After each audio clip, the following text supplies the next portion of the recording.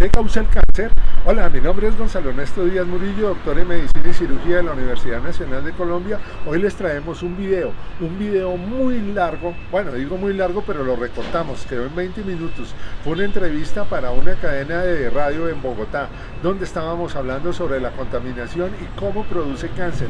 Esto no solo es válido para Bogotá, es válido para todo el mundo. En toda ciudad en que tengan buses movidos por diésel y por gas, ambos son cancerígenos. Y en los cuales tengan también fábricas que están usando las calderas para quemar basura, todo ese mugre también es cancerígeno.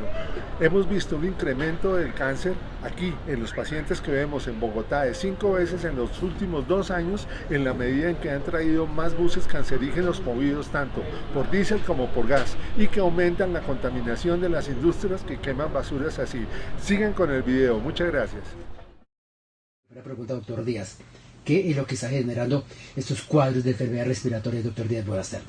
Buenas tardes. Lo que está generando estos cuadros de enfermedad respiratoria es únicamente la contaminación ambiental, a tal grado que las partículas, incluso las PM10, que tienen 10 micras de diámetro, transportan hasta 4 bacterias de un lugar a otro de la ciudad. Por tanto, cuando hicieron el día sin carro, seguido de 2 días, de 2 días que hubo de día de pico y placa, lo que nos hizo fue aumentar la contaminación a unos niveles gravísimos. ¿Por qué? Un estudio de la Universidad de los Andes determinó que el día sin carro era el día más contaminado del año. Y luego siguieron 2 días de pico y placa, y cada día de pico y placa equivale a la mitad de un día sin carro, o sea que tuvimos prácticamente 2 días seguidos de contaminación muy grave, equivalentes a un día de no carro. Por eso es tan grave. Ahora, ¿por qué sucede esto? Cuando tú sacas todas las personas de los carros y las subes en unos buses que no son eléctricos, todos son cancerígenos, son contaminantes, incluso son viejos, ¿qué va a suceder? Que los buses, al tener más carga, van a gastar más combustible porque tienes que oprimir más el acelerador para que el carro ande. Entonces la contaminación de por sí de estos buses, que es inmensa y todos cancerígenos, nos va a aumentar a unos niveles inmensos. Los carros en realidad no contaminan casi nada en relación a los buses, lógico que contaminan, pero según cálculos yo estaba pensando que era como la 30ª parte, es como la 300ª parte, y la prueba fue esta. Nosotros estuvimos midiendo contaminación el sábado, que ya estaba el día de pico y placa, y medimos un 40% más de contaminación. Utilizamos un Dylos Pro M, es un equipo tan sensible como los BAM que utilizan en todas partes del mundo para medir contaminación, solo que este tiene una gran ventaja. Este equipo utiliza medición de partículas de PM10 y PM2.5 a PM.5, que es media micra, por lo tanto íbamos a medir muchísimo más y la respuesta es inmediata en los equipos. Entonces tenemos mucha más precisión que la Secretaría de Ambiente. Eso fue lo que causó, en realidad fue el día de pico y placa, claro, 2 días de pico y placa, lo que causó problemas. Doctor Díaz, mire, yo recojo lo que dice precisamente el diario El Tiempo, que se ha ocupado a trabajar este tema del problema ambiental. Dice que las principales fuentes de contaminación en la capital del país, de acuerdo con el material particulado, lo generan en un 44% las empresas. Doctor, ¿usted me explicará si eso realmente, o esto es más que una justificación de este artículo que sale en el diario El Tiempo? Dice también que el 56% lo genera el transporte público, que emiten un material particulado del 2.5. En eso usted es experto, doctor, para que nos explique realmente cómo es que se hace esta medición del material particulado. Y dice El Tiempo que el 44% en el caso de las industrias, el material particulado que emiten es de 2.5 y de 10 en el caso de las empresas, mientras que el transporte genera un 2.5 y el 10. En lo que tiene que ver con el transporte público generan un 46.6%, y lo que tiene que ver con el transporte público colectivo, que es la justificación que da la alcaldía y que aquí lo secunda El Tiempo en este informe que publicó el fin de semana, el transporte público, entre ellos el sistema de Transmilenio. Doctor, para empezar, ¿cómo es que se mide el material particulado? Entiendo yo que son 2 escalas dentro de lo que es el material particulado. Uno que es bastante agresivo, pero usted obviamente como médico nos puede explicar de qué se trata este material particulado y si realmente estas cifras que entrega la alcaldía a través del diario El Tiempo corresponden a la realidad, de acuerdo con su experiencia. El material particulado que se mide ambientalmente abarca las partículas que tienen 10 micras de diámetro y menores. Hay tan pequeñas como de picómetros, que eso es mucho más pequeño, en nanómetros, que son las más abundantes y son muy peligrosas. En Bogotá están midiendo PM10 y PM2.5. Esas partículas en realidad hacen una parte muy pequeña de la contaminación. Ahora, lo que tú me preguntabas, las cifras que dan en El Tiempo, unas son muy aproximadas a lo que tenemos nosotros. El Tiempo dice que es un 40 y pico % de polución de las industrias y el porcentaje restante el transporte. Pero es que hay que hacer una aclaración que no la dice El Tiempo, pero creo que es que no le han informado al periódico en realidad exactamente qué es. El material que producen las industrias en el sur viene de las calderas que están quemando basura. Esa es una basura que lo hemos explicado muchas veces, consiste desde diésel, aceite usado, tiner, barsol, plástico, madera, carbón, en fin, todo lo que mugre que ustedes quieran, hasta periódico, plástico lo pueden meter ahí, lo queman en las calderas para producir energía. Esta producción de energía en esa forma genera una cantidad de partículas y gases que son cancerígenos y salen por las chimeneas. Tengan en cuenta que toda chimenea va a producir contaminación, porque por ahí únicamente sale contaminación, no sale oxígeno ni se absorbe nada, solamente sale. Bueno, esa es la parte industrial. La mayoría de industrias están en el sur, pero tenemos también, por ejemplo, plantas de Ternide en la 190 con séptima, en Suba hemos detectado, están algo que no mencionan, ¿no? Los hornos de cremación, porque ustedes saben que ahí se quema hasta amalgama que tiene mercurio. Eso es supremamente serio porque se está contaminando incluso con mercurio. Una universidad hizo un estudio y detectó que hay mercurio en el aire, mercurio vaporizado. Esto no lo he dicho en las otras entrevistas, pero es bastante serio. ¿Por qué?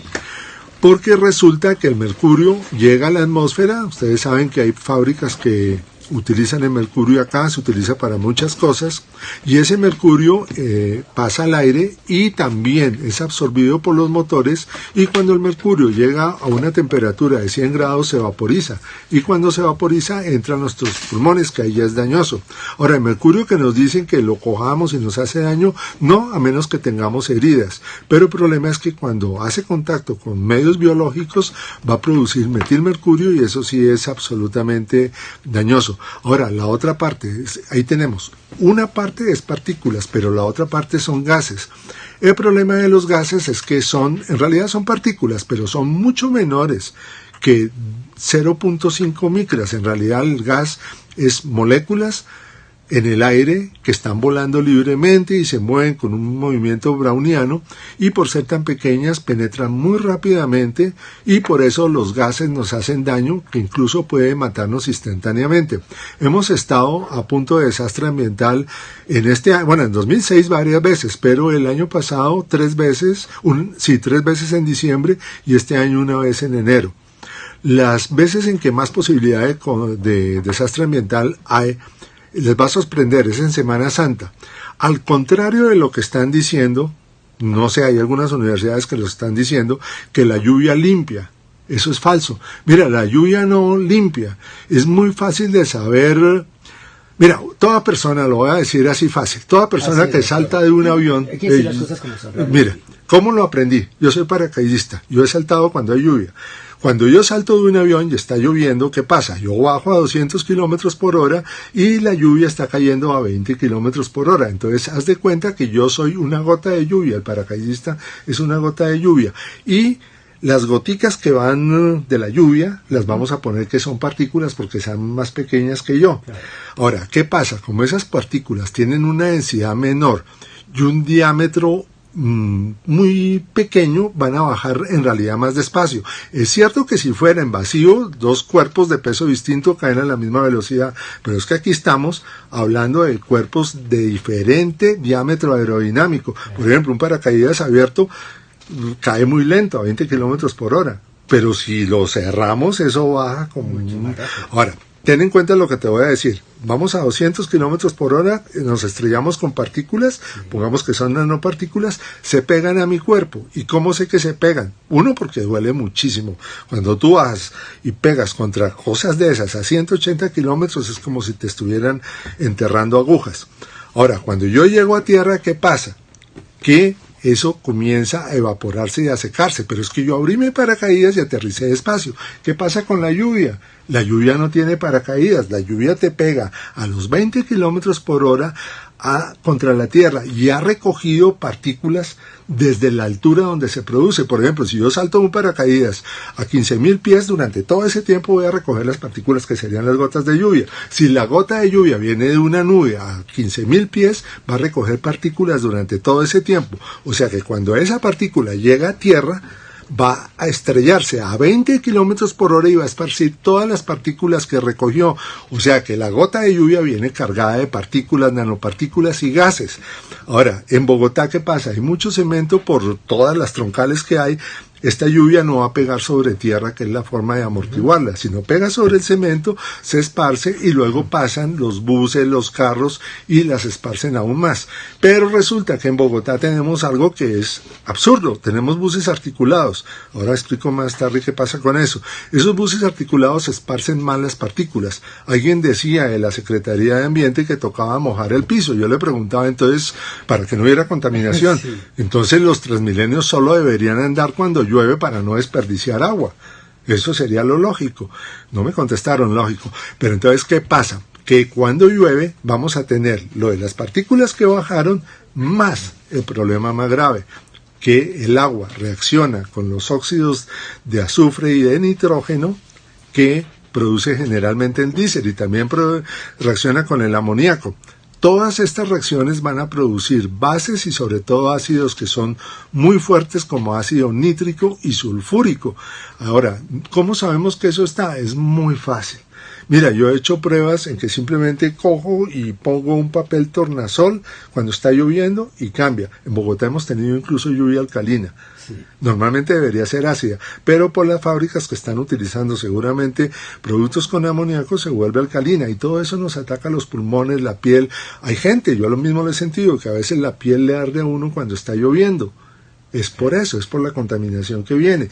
A mí se me hace que es muy grave que no haya una enseñanza de ambiente en las universidades. Mira, yo he dado conferencias en varias universidades y me da en realidad un poquito de vergüenza, porque lo tengo que decir, porque soy de la Nacional. Uh-huh. Y ha habido bloqueo para la enseñanza de ambiente en la Universidad Nacional, tanto que tenemos una invitación para un catedrático muy reconocido, PhD de la Universidad Nacional, de la Facultad de Química, a un debate. Esa invitación yo la envié por escrito a la Universidad Nacional. El catedrático se llama Néstor Yesid Rojas. Lo digo aquí porque, Néstor, si me estás oyendo, te estoy invitando al debate. Tú estás defendiendo el diésel, estás defendiendo que el Transmilenio solo produce 1.8% de la contaminación. Yo respeto tus términos. ¿Dónde sale la versión? Bueno, no, claro, hay que saberlo. No, eso es lo que él sostiene, no sé si él lo hizo. Sí. Pero Néstor, mira, yo respeto tus argumentos, pero entonces, por favor, permítenos discutirlos en público y te invito nuevamente en público a un debate. Tú vas a defender el Transmilenio y yo voy a defender la vida de los bogotanos. Tú eres ingeniero y yo soy médico. Ahora, invito al que quiera a que hagamos un debate porque en realidad no es algo que sea subversivo, pero todos los bogotanos estamos siendo víctimas de un ataque personal por envenenamiento del aire. Si ustedes cogen y les echan veneno en la comida, es un ataque personal. Y si les echan veneno en el aire, es un ataque personal. Entonces, por favor, señores bogotanos, bueno, y de todo el mundo, si nos están oyendo, tomen el envenenamiento del aire como algo personal, porque los está matando. El gas los puede matar inmediatamente. El diésel les va a producir cáncer. El gas de los buses es cancerígeno, lo hemos demostrado montones de veces. Miren, nos están dando información sumergido en esta investigación muy falsa. Más de 2 décadas. Entonces, mira, primero que todo motor que sea de combustión genera contaminación, todo, no hay ninguno que no. El único tipo de motor que no está generando contaminación por el momento es el motor eléctrico. Hay muchas formas de obtener la energía eléctrica, pero el único que funciona absolutamente sin emitir nada de contaminación es eléctrico. Ahora, en cuanto a los filtros, yo estuve en un debate en el Senado en eso, conozco muy bien los filtros, son filtros que se llaman DPF, Diesel Particulate Filter. Esos filtros lo que hacen es recoger, se colocan cerca del exhausto del carro, entonces van a recoger material particulado, efectivamente son muy buenos, recogen un promedio de micras de 2.5, no es que sea un montonón, pasan todos los nanomicras, mejor dicho, los nanómetros, o sea, todo lo más pequeño pasa. ¿Y qué hacen cuando estos filtros se llenan? Porque se tapan muy rápido. Hay algo que se llama postcombustión, como los aviones. Llegan y le ponen algo encendido, puede ser del mismo diésel o unas bobinas eléctricas, y queman lo que quemaron. Es como recoger la basura y quemarla. Es un fraude. Mira, el diésel Euro 1, 2, 3, 4, 5, 6 y el 7 que viene en el 2020, y lo digo públicamente, es un fraude. Fue lo mismo que hizo Volkswagen de coger, filtrar y quemar cuando no lo ven. ¿Saben cómo funcionan esos filtros? El filtro recoge eso, y cuando el carro oficialmente, eso es como funciona oficialmente, va a 70 kilómetros por hora durante media hora, se enciende eso y sale todo el material. Tal vez ustedes han visto carros Mercedes-Benz muy bonitos por carretera que de golpe echan una marea. Es eso se llama regeneración. Ahora, ¿qué pasa con esa regeneración? Que el material que sale va a ser nanopartículas de menor tamaño, y por tener el aire una cantidad de nitrógeno y óxidos de nitrógeno que vienen del diésel, se van a nitrar los compuestos volátiles orgánicos, que muchos son cancerígenos, y al nitrarse aumentan 14 veces su carcinogenicidad. Tenemos entonces más nanopartículas, que son partículas más pequeñas, más cancerígenos y aún con más poder cancerígeno. Es un engaño. Vamos a tener con esos filtros mayor contaminación de la que tenemos con los buses viejos sin los filtros. Además, los filtros no se le pueden poner a cualquier vehículo. Cuando yo estuve en el Senado en esa discusión, yo dije que eso no iba a servir. Llegó como a la hora y media que yo había hablado la representante de Transmilenio, y le preguntaron cómo le había ido con los filtros. Se les dañaron los motores. Si eso son los motores, ¿cómo serán nuestros pulmones? Claro. Ahora, el gas es cancerígeno y está comprobado. Yo he puesto las gráficas en muchísimas conferencias, las he puesto en el Senado, en el Congreso, en el Consejo. Es cancerígeno y es 10 veces más mutagénico que el diésel. Tengo las gráficas, esos son estudios serios, incluso en la India que utilizaron esos buses, ellos fueron los que iniciaron la investigación, ahorita sí ya está en Norteamérica. Y no solo eso, es que la cosa es más grave, como la molécula de gas es más pequeña que todo el conglomerado de moléculas que forma el diésel, las emisiones son partículas mucho más pequeñas, del orden de nanómetros. La Secretaría de Ambiente no está midiendo nanopartículas y no está midiendo gases. Ustedes que respiran el fin de semana ahora, todos los buses en exceso, más toda la producción industrial en exceso. Cerraron 20 fábricas y ¿qué ha pasado? Seguimos con una contaminación altísima. Esta mañana estuve yendo hacia el sur, hacia la zona industrial. Mira, te lo juro, me puse enfermo, se me olvidó llevarle las máscaras que uso y no. Cuando llegué al canal me tocó descansar un momento, tomar agua. Tengo no es un video, es un audio, lo puse anoche porque yo tengo informantes en varias clínicas cercanas a la Séptima, y uno de los informantes estuvo en consulta ayer en la clínica de Marley. Y el médico neumólogo que lo está tratando le dijo que a él mismo le había tocado incapacitar muchos pacientes. Y esto sí tengo que denunciarlo. En las clínicas están amenazando a los médicos con que si dicen que es la contaminación, los echan. Por eso las cifras que tiene el Departamento Nacional de Planeación de aproximadamente 10 muertos diarios por contaminación están muy lejos de la realidad. ¿Por qué? Porque hay un sistema de registrar eso que se llama RIPS. Y RIPS es que tú como médico tienes que aprenderte un código para poner qué enfermedad es, pero los médicos tenemos una serie de diagnósticos que no caben en códigos. Entonces muchos médicos lo que hacen es poner lo primero que se le viene a la mente. ¿Cómo hacen ellos para saber, por ejemplo, que la contaminación mató a un paciente que fue perjudicado 4 días antes en un fin de semana con pico y placa, que se complicó en la clínica Santa Fe y que a los 3 o 4 días le dio un infarto y murió? Las máscaras son solamente eso, máscaras para tapar el problema. Mira, esas máscaras filtran hasta material de PM2.5. Ese material es insuficientemente filtrado porque lo que más llega a los pulmones es el material menor, es como una coladera, lo que es más pequeño pasa, entonces te van a llegar las nanopartículas y los gases. ¿El peligro cuál es? Que esos gases nos pueden matar inmediatamente y como ella decía, es aceite, o sea, están quemando aceite, barsol, tiner, plástico, todo lo que te imaginas, y lo hacen mal los fines de semana y en horas nocturnas. Yo tengo ya definido, esta mañana lo presenté, el plan distrital de contaminación. Mira, yo quiero decir las soluciones que en realidad requiere Bogotá. ¿Y si sirve el pico y placa? No, eso no sirve para nada, no, antes aumentó 40%, aumentó la contaminación. Las soluciones, urgente, devolver todos los buses que trajo Peñalosa, incluyendo los de gas, todos los, ¿cómo se llaman? Los articulados, porque producen cancerígenos en las llantas, creo que ya lo expliqué. Tienen que dejar de talar árboles. Ese bosque de Bavaria está haciendo un triángulo de protección de contaminación hacia el norte muy grande, y la reserva Thomas van der Hamen, no podemos talar un árbol más, y las empresas, esas calderas tienen que romperlas y usar energía eléctrica, la solar es gratis. No podemos envenenarnos más. Mira, todos los viernes, sábados y domingos estamos tosiendo. A mí me han avisado incluso que en el Parque Simón Bolívar y en el Centro de Alto Rendimiento hay hasta morado. Y tengo las fotos de lo que sale morado antes de que apagaran los sensores en septiembre del 2016. Ahorita la alerta debería ser morada. No podemos tolerar eso. Para mí esas son las soluciones. Si vieron todo el video ya saben cómo reducir las posibilidades de desarrollar cáncer.